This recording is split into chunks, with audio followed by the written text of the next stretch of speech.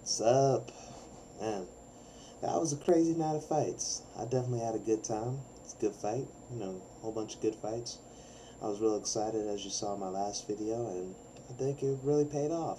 As I said, a lot of people, they were hating on UFC 83 because it didn't have all that star power of the other ones, but who cares? Fight's a fight, and good times will happen all. Let me see. My reaction to it, let's see. Well, I'm happy that all my picks came true. That everybody I thought was gonna win was gonna win. Let's see what they start off with. They started off with Mac Danzig versus Mark the Maple Leaf Bocek. I don't know if that's his real nickname. In fact, I doubt it is, but that's what I call him since that's what his face looks like with pale skin and red hair. Um, and in that fight, I think Mark Bocek, I think he's kind of like a gym hero, but a ring zero, as Rampage would say. Uh, he comes in there, he has good skills, but he doesn't really put it together MMA style. I mean, he knows his Brazilian Jiu-Jitsu, he knows his wrestling, but he doesn't really make for an effective mix when he's in the octagon. I mean, people just really pick him apart sometimes. And that's kind of what Mac Danzig did tonight, or last night, as it were. I mean, Mac Danzig, he's very experienced. He has many skills. He's very, he has a good overall game. And when he took on Bocek, eventually he was able to, deal with Bocek's jiu-jitsu and wrestling. And eventually in the third round, I thought he was going to submit him in the first, but it ended up taking it to the third round, where he got him with his patented rear naked choke and put him away. As I said, I talked about it. He has the red hair and everything, the maple leaf. He was shedding maple leaves all over the ring because he got really beat up in the face. It's just, but best of luck to you, Bocek. But he just doesn't really seem a whole lot. He may not be around the UFC much longer after this. And speaking of probably not in the UFC too much longer, but Caleb Starnes. I mean, I knew this was going to be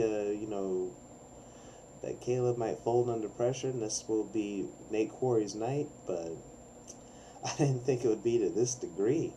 I mean, I saw him in the Yushin Okami fight, and he was on his bike after he got hit real hard, and he got hit early by Nate, and ever since then he was on his bike. I mean, he was seriously just back pedaling, back sprinting. I mean, he was moonwalking at light speed all across that octagon, doing whatever he could to avoid any damage. It was almost surreal to watch. It was silly, and it was embarrassing too. It was just a real bad fight. I mean, it's a bad fight when the thing that just really makes your night is when Nate started taunting him at the end of the Nate was just taunting the hell out of him at the end of the fight. In the third round or something. Now if you saw it, he's running after him like this, like doing a running man. and the and later, I think he finished the fight with his patented robot, I think, robot hammer fist technique. That's some deadly shit. But what really made all that stuff funny was Caleb Starnes was backing up the whole way as he was doing the taunting, the running man, and his, what is that? Yeah, there we go. So he was doing, Caleb Starnes just does not have any shame, any heart. I mean, this dude is just not a fighter. I mean, I respect fighters. I respect the guys who get in there and do the training. And he's done the training, he does, but if you throw me in the ring, if you just take me off the street and you toss me in the ring with someone like Nate, he tags me a good time, I'm going to run. But I'm not a trained fighter. That's not what I do. I ain't no fighter. I can't deal with these guys. And the Caleb Stars basically acted how I would, how any of us would. And if you're like us, you're not a fighter. Moving right along. What else? Man, what are we moving on to? Kind of lost my track of thought there. Anyway, while I'm figuring that out, let me see, that's two fights right there. We got Mac Danzig, and we got Mac Danzig winning. We got Nate Quarry winning.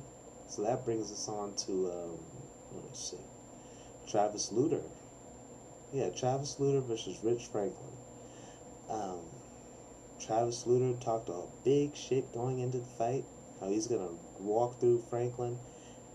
Just Lutter's claim to fame is almost looking like he was going to beat Anderson Silva.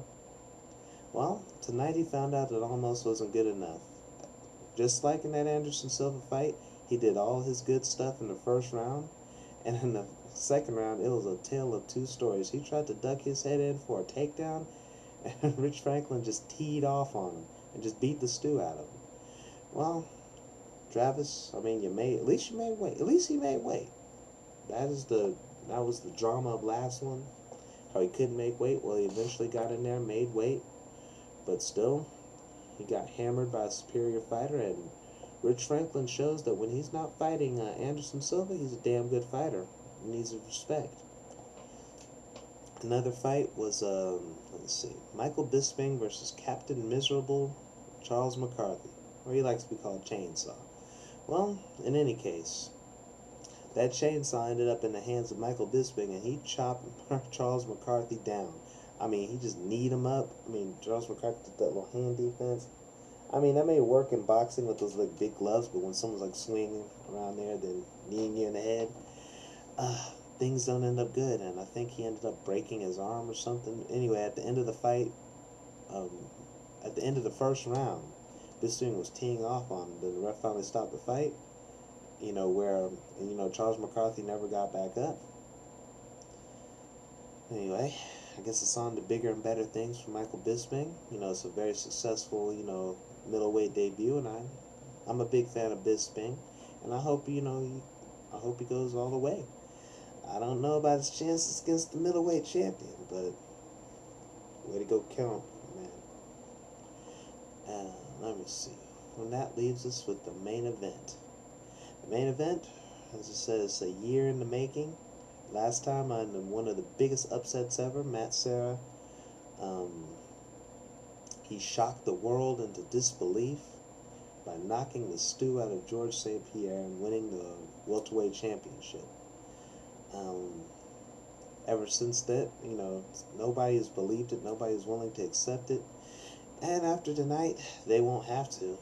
Unfortunately, GSP. Well, I picked him. I like GSP, and he should be the champion. He should be the champion because he beat the He gave everything back to Matt Serra and some change.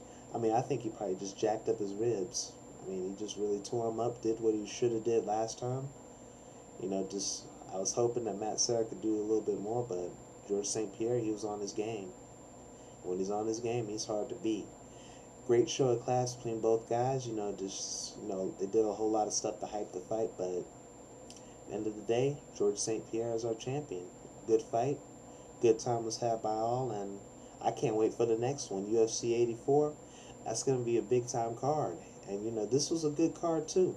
I mean, anytime there's UFC, it's a good time to be around. I mean, I probably won't see 85, because I don't give a damn about each other, damn shot at it. But 83, good day was had by all.